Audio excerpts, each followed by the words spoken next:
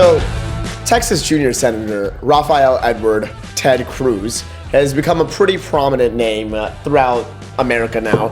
He was a rising Tea Party star who took office in the Senate in 2013, representing Texas.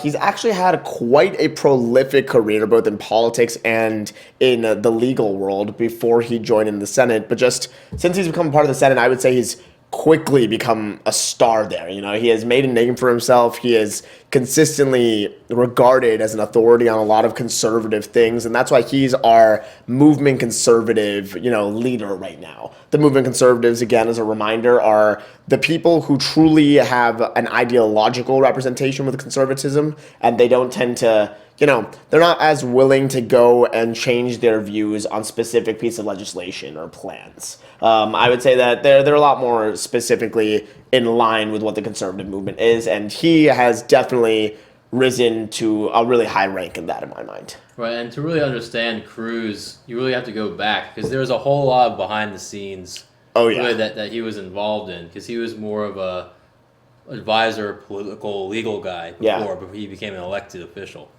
But first, he was born in Alberta. Yeah, Canada. So that was a big thing, if you remember, in the 2016 presidential campaign. But he was born to... Really grew up in Texas. He did. He grew up in Texas, and he was allowed to run and is allowed to run for president, which is important to remember, because his mother was a U.S. citizen when he was born, and there's effectively a loophole there. Right. He's a Cuban, Irish, Italian kid that grew up in the Houston area. Yeah. High school in Houston, and then eventually off to Princeton for his undergrad, and then Harvard Law School. Right. And his academic, and especially at Harvard Law School, the successes he seems to have had there, especially in the debating world, as well as from what former professors of his say, has just been phenomenal. He was regarded as one of the most off-the-charts brilliant parts of, or students at Harvard Law School. He won Speaker of the Year for the National Debating Championships in college, was a semifinalist for the World Debating Championships. He has really, really proved himself during his undergraduate and graduate career. Definitely a smart guy. I mean, he's probably the smartest guy that was running in 2016. I'd be willing to say so, yeah. And, because he had such an aptitude in argument and debate and politics in the legal world. He was an advisor to the George W. Bush administration before they were even in, actually. Yeah. He was a domestic advisor on the legal side. So I guess he chose that the team that he was representing there pretty intelligently, because he was actually a part, and we found this to be crazy, he was actually a part of the team that helped Bush win the 2000 lawsuit against Bush v. Gore. Yeah. And that's a crazy one, because it literally allowed George Bush to be president for eventually 2 terms.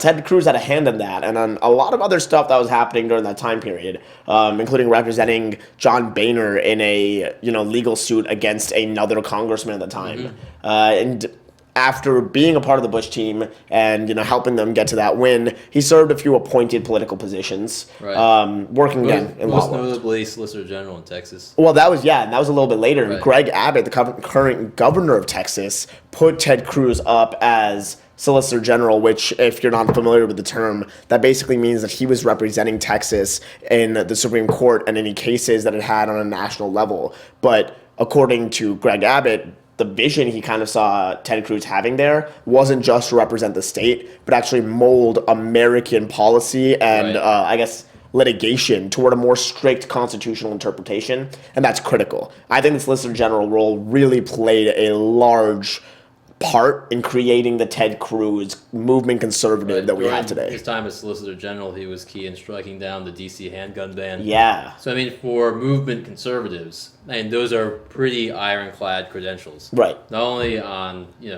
the academic side, but also his position on the issues. I think he was in front of the Supreme Court a total of 9 times, and that is more than any living member in Congress or, I think, lawyer in the United States. I really think that time he proved himself, and it was clearly at home debating in the highest court in the land. And that's a pretty solid credential to eventually what was a massive Tea Party victory, a grassroots victory when he won the 2013 Senate race in Texas. And he's relatively young, so we definitely think that this is a guy to watch for. He's going to be running in 2020. Almost definitely, no doubt.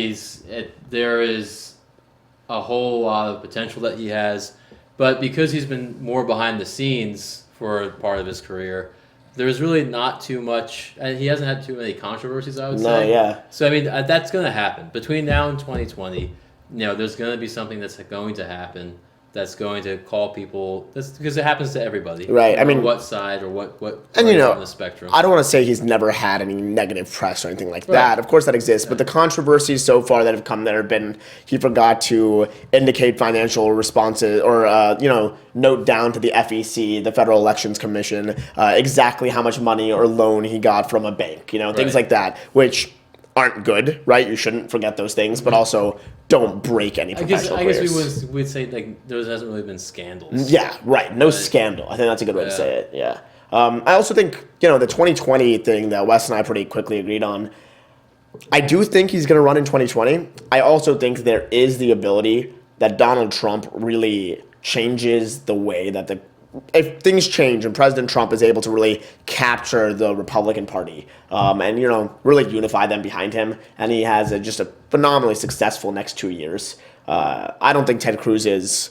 I think he's too intelligent and strategic to want to run against a very popular incumbent from his own party. I think he waits. He's a young guy. However, if it turns out to be a disaster, I would be looking at Ted Cruz as one of the number one primary challengers. Almost you go back to definitely. Reagan Ford. But, I mean, we're a long way from that. So. We are. We can't decide on that, but I'd say the ambition is there. Right. It's been seen throughout his life, right? That's the one thing we know is he's an ambitious dude. He's a smart dude. He moves quickly, and he seems to be pretty powerful in the Senate already. But looking out for those scandals and then watching exactly his rise to the 2020 election will be really interesting. And he's kind of like Sanders in that you have somebody that is a very strong proponent of their ideology, and they really stick to it. I mean, they pursue legislation and make decisions that are in line with how they believe more so than getting stuff done. Definitely. And would you agree? I would. And I actually think really interestingly on that front, for LGBTQ rights, for example, Ted Cruz, as a very conservative person, was not the first to come out and say he's okay with gay rights by any means. Mm-hmm. But he chose, when he was Solicitor General of Texas, to allow Texas's sodomy laws to be undefended on the national level and eventually struck down because he believed they truly weren't constitutional. And I think that says a lot. He stuck to his, even though he might have disagreed with the ruling ultimately and maybe thought the laws were okay, he stepped back and said, I can't defend something that doesn't have the direct link to the Constitution. I need to defend it. That's meaningful to me. Mm-hmm. It says that he's really willing to put his ideology before party position. Right, which is a movement conservative. Yep, and I think that's why he fits that bill pretty quickly or pretty accurately. Right. And yeah, he's going to be one to watch for sure.